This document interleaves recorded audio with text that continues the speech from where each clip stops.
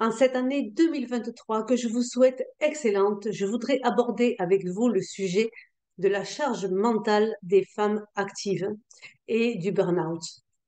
La charge mentale, justement, des femmes actives provient avant tout d'une difficulté de communication dans le cadre professionnel.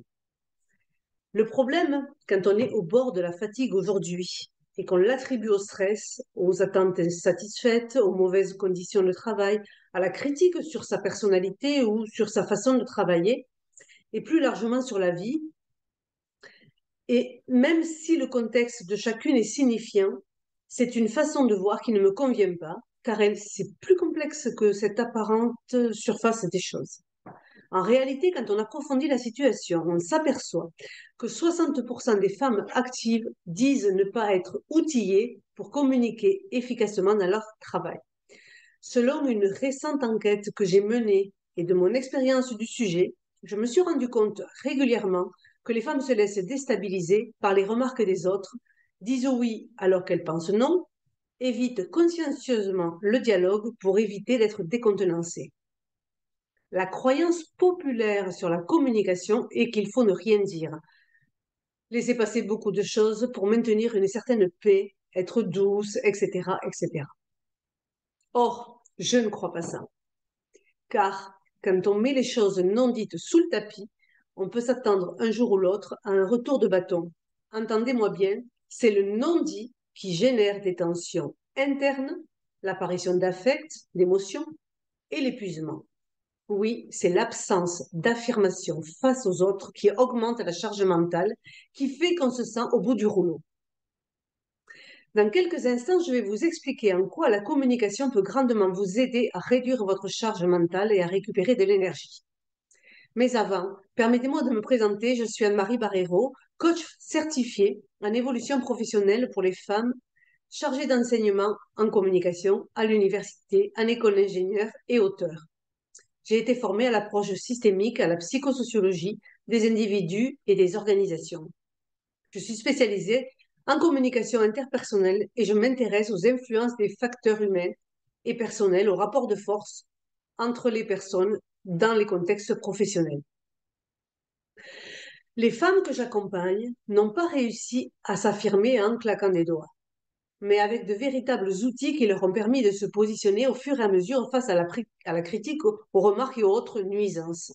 Imaginez un instant savoir réagir efficacement face à une personne qui explique, qui vous dit quelque chose qui vous déplaît, qui vous épuise, et qu'en plus, vous n'avez pas perdu cette énergie dont vous avez tant besoin. Imaginez aussi que cette énergie récupérée, vous pouvez discuter de votre évolution professionnelle, défendre vos intérêts, votre travail et amener votre entretien professionnel, votre prise de poste.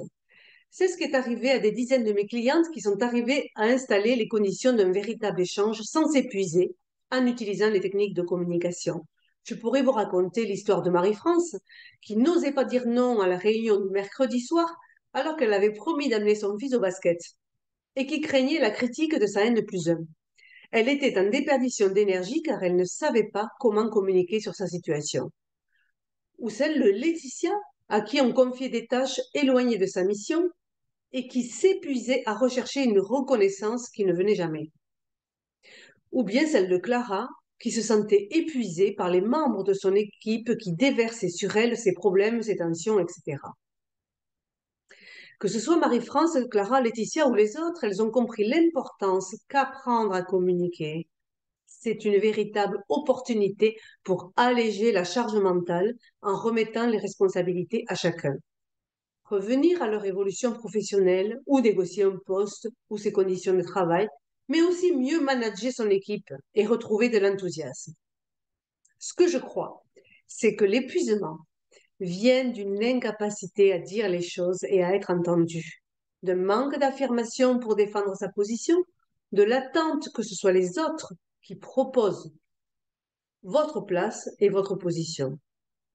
Mon conseil ici est qu'il convient de s'outiller correctement pour switcher, pour passer du je ne peux pas m'exprimer à je relève le défi de m'exprimer et de négocier ma place, mon poste, etc. Grâce à quelques stratégies que je leur ai données, Marie-France a réussi à négocier son mercredi avec sa N+1 lors d'un échange qu'elle a très bien mené. Laetitia, elle, a bâti un argumentaire pour faire reconnaître son travail et l'a exprimé, ce qui lui a valu une proposition de poste.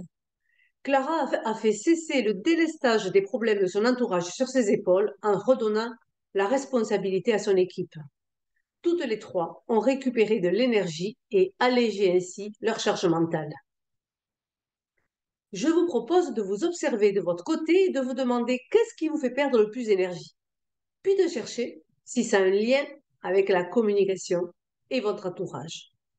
Bien sûr, il y a sur Internet des millions de choses sur le sujet, des bonnes et des moins bonnes, et vous pouvez y perdre tout votre temps sans véritablement trouver des réponses adaptées. C'est pourquoi j'ai créé la formation en ligne Ozone, où je propose 4 stratégies et des dizaines de techniques pour vous affirmer sereinement lors de tous vos échanges professionnels, prendre votre place avec confiance et sérénité. J'ai voulu qu'Ozone puisse vous outiller pour vous aider à répéter, vous entraîner, vous informer, ce qui vous donnera de la force et de la conviction et vous soulagera évidemment de cette charge mentale épuisante. Plus je vous dirai les choses, plus vous vous affirmerez, plus la charge mentale diminuera. Voilà, j'espère que cette vidéo vous apportera de la valeur. Toutes les infos sont en dessous de la vidéo. N'oubliez pas de cliquer sur la cloche pour être informé des nouvelles vidéos et aussi sur le pouce pour dire que vous aimez et à partager, bien évidemment. Je vous remercie, à très vite et je vous souhaite une excellente année 2023 et surtout de vous mettre en route de l'affirmation, de la communication pour alléger votre charge mentale. À très vite.